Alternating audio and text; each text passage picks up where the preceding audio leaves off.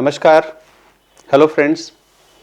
I am Major Saras Tripathi, author of book Silent Constitution, Dangerous Consequences in English and in Hindi Maun Samvidhan Bhayanak Parinam. Today I am going to talk about third chapter of the book, that is One Nation, One Election. Ek Rashtra, Ek Chunav. First, I would like to tell you what is the proposal. The proposal is to the Parliament of India, the Prime Minister of India and the Government of India to enact a law that should ensure that the election of Lok Sabha and Vidhan Sabha are held simultaneously. Now question comes, why? Why this proposal? Because you will be surprised to know that in the last Lok Sabha election we have spent $8 billion. I am saying again $8 billion, that is approximately 60,000 crore rupees on Lok Sabha election. Since Vidhan Sabha elections, that is state assemblies election, is held in different phases, different years, all states. So without any doubt we can easily conclude that together if we put the election expenditure of these state assemblies, it will come out to be more than 60,000 crore rupees. But presuming that if these elections are held together and assuming that the amount is the same, that is 60,000 crore rupees, at least we will be saving election expenditure of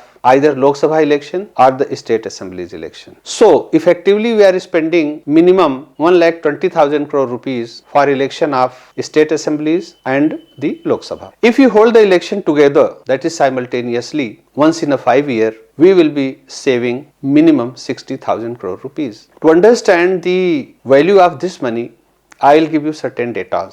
1. 60,000 crore rupee is the total GDP of two nations in the world, that is Kyrgyzstan and Tajikistan. These two Central Asian nations, entire GDP is 60,000 crore rupees individually. Then there are 50 nations out of approximately 196 recognized by United Nations and 5 unrecognized nations. Out of 201 total nations, approximate, maybe the perception of definition of a nation differs. So approximately 200 nations. There are 50 nations whose GDP is less than 60,000 crore rupees. So we can understand the amount we are spending on just election. There are 50 nations who don't have this much of GDP. And for India also, it's a very big expenditure. You can understand the value of this money by comparing the expenditure on the most powerful and richest nation in the world, that is United States of America. United States of America had spent $6.5 billion in the last election of US President. So our Lok Sabha election is $1.5 billion more than the election of United States President. So the enormity of expenditure we can imagine, and we need to curtail at least one part. Need to save the expenditure that is likely to be on the state assemblies, and that can easily be done by holding election of Lok Sabha and state assemblies simultaneously. It is interesting to know that till 1967 the elections of Lok Sabha and state assemblies were being held together. But in 1967, because of various reasons and instability because of change of prime ministers, Pandit Jawaharlal Nehru died in 1964. Then Lal Bahadur Shastri also died 2-3 years later, and then Mrs. Indira Gandhi took over, and immediately after taking over there was turmoil within and outside, and she dismissed state governments in bulk. Here it will be prudent to mention that in her 17 years of premiership, she had dismissed 27 state governments under Article 356. So the equilibrium of holding the election together was broken. Hence the state assembly elections started taking place in at various phases and not in sync with the election of Lok Sabha. That is how the entire equilibrium was thrown out of gear. And this is being carried on till date. What needs to be done is that all political parties should sit together, be on the same page, bring a law in the Parliament of India, and in the interest of the nation, they should hold election of Lok Sabha and state assemblies together to save minimum 60,000 crore rupees as per the estimate of 2019, which will keep on increasing. Next elections will be much more than that. To just give one example, in last Gujarat Assembly election, approximately 400 crore rupees were spent. There are 29 states in the country. If you multiply this, you will understand how much money we are spending on assembly elections. Then this is the government figure. The candidates, the political parties also spend a lot of money, probably more than what the election commission is spending. So, in totality, this is a drain on national exchequer, on national resources. If we hold election of Lok Sabha and state assemblies together, this money can be utilized for developmental purpose, for education, health, road, transport, energy, etc. Quality of life can be improved. So that is why I appeal to all of you to raise this issue here where you are, and appeal to the Prime Minister, to the parliamentarians, to the member of legislative assemblies, to the intellectuals and every citizen of the country, that they should pressurize the government to bring a law and ensure that elections of Lok Sabha and Rajya Sabha, Lok Sabha and state assemblies are held together. What are the benefits? I would like to read from the book. There are many advantages. This is the book where I have written Silent Constitution, Dangerous Consequences, and that is why this name, because Constitution is silent on this, whether election of Lok Sabha and state assemblies should be held together, and what will be the modus operandi, since there is no law, all this is happening. So the parliament has to fulfill the gap which is there in the Constitution of India. These are the advantages of one nation, one election. One is save the nation from continuously being in election mode. You see, every year there are 2-3 assembly elections. So we are continuously in election mode, and their repercussions are huge. Allow the developmental work to continue. Allow government to take policy decisions and policy initiatives in the interest of the state and the nation unrestricted for 5 years. Save the nation and government from frequent code of conduct disruptions. As we know, when there is election, there is code of conduct imposed. So governments neither can announce any scheme, nor governments can take any initiative to start the work on developmental arena. So this is a big impediment in developmental work. Save election commission from revising the voter list so frequently. Every time there is election, there is revision of voter list, and that incurs a lot of expenditure. Save a lot of expenditure on the election and different times of the year.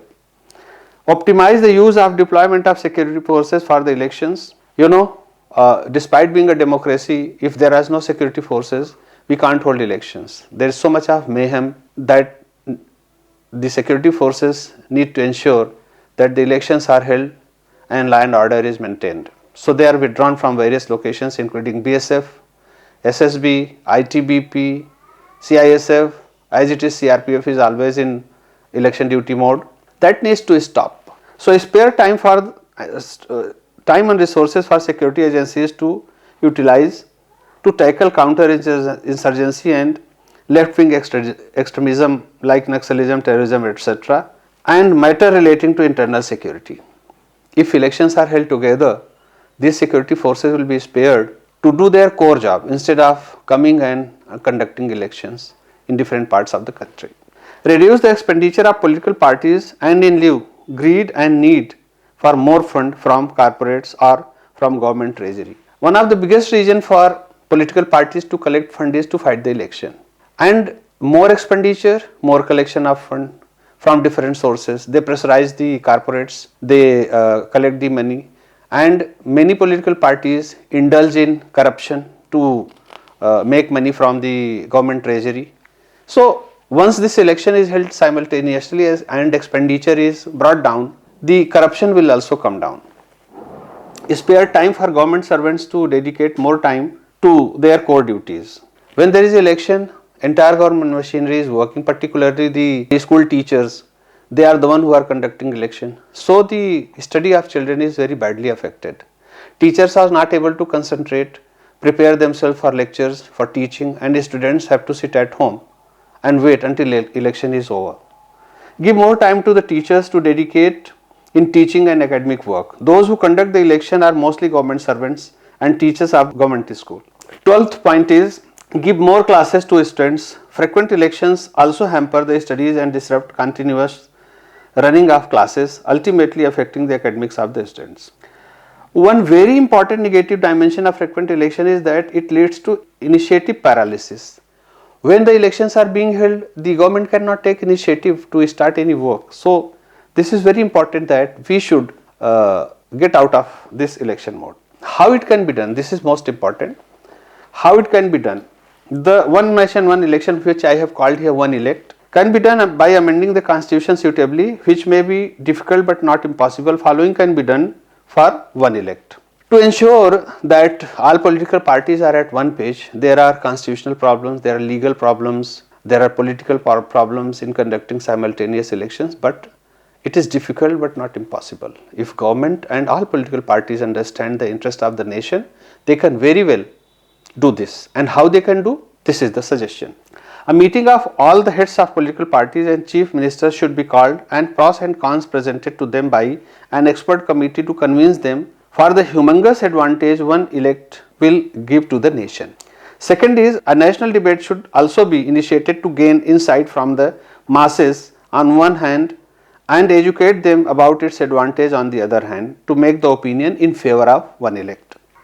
The Act should lay down the mechanism to tackle midway fall of the government and dissolution of Lok Sabha / state assemblies. The biggest problem in one elect comes when there is some government falls in between because of various reasons. There are many reasons that I will be listing and giving the solution also. So, it should be ensured that the state assembly and the Lok Sabha, state assemblies of all the states and the Lok Sabha begin their tenure exactly at same time and finish their tenure exactly at the same time. There should be no chance, no reason for having midterm elections. To avoid midterm elections, what can be done? That I am enlisting. The remedies are no confidence motion. This is the biggest problem. If you remember, the Vajpayee government had fallen for one vote during the no confidence motion. So, no confidence motion should be allowed only if the initiator of the no confidence motion have presented an alternative. What happens, and rather what had happened, the opposition is sponsored no confidence motion, and when the government fell, they had no alternative. So, it is something like I will destroy the house that you have built, but I will not give any alternative dwelling for the nation to live. So, the first step is that no confidence motion should be allowed only if the initiator of the no confidence motion, that is NCM, have presented an alternative. In case the NCM gets through, in case there is no alternative, the NCM should not be allowed. If the initiator of the no confidence motion does not have any mechanism in place to ensure that the continuity of rather new government can take over and run the nation, the no confidence motion should not be allowed. Such arrangements are there in German constitution. This is region, Germany neither suffers the malaise of frequent election nor instability. It proves to be a responsible system in a responsible nation.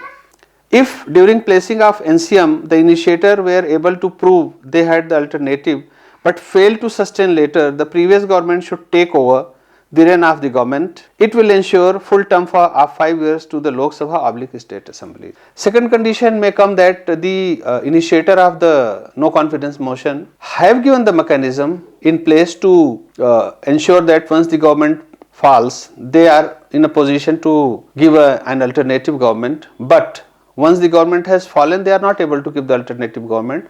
The previous government should be allowed to carry on the business of the nation until 5 years tenure is over. In case the ruling party alliance has lost the majority in the Lok Sabha / state assembly, either opposition should provide alternative government or should not be allowed to remove the government. In case of stalemate, the precedence, the governor must appoint leader of a single largest party as PM / CM. Suppose it happens that no party is able to prove the majority, in that case the assembly should not be allowed to, the government should not be allowed to fall, or assembly should not be dissolved, or Lok Sabha should not be dissolved. Rather, the leader of the biggest political party should be allowed to run the government for rest of the tenure, so that the assembly, state assembly or the parliament completes the tenure. It may look a bit odd, but in the interest of the nation, this needs to be done, because if you are not able to provide the government, you have no right to pull down the government. So these are the remedies. This is given by me after a lot of research and study. So I request the government and the parliamentarians to bring a law in the Parliament of India, a bill, and pass an act that should ensure one nation, one election in the interest of the nation and save the nation from avoidable expenditure, which again I will say, as per the estimate, 60,000 crore rupees, that is $8 billion. I am sure better sense will prevail among the ruling class, the parliamentarians, the MLAs, MPs, the intelligentsia, and certainly we the people of the nation, and I hope that this law will come. Thank you very much. Namaskar.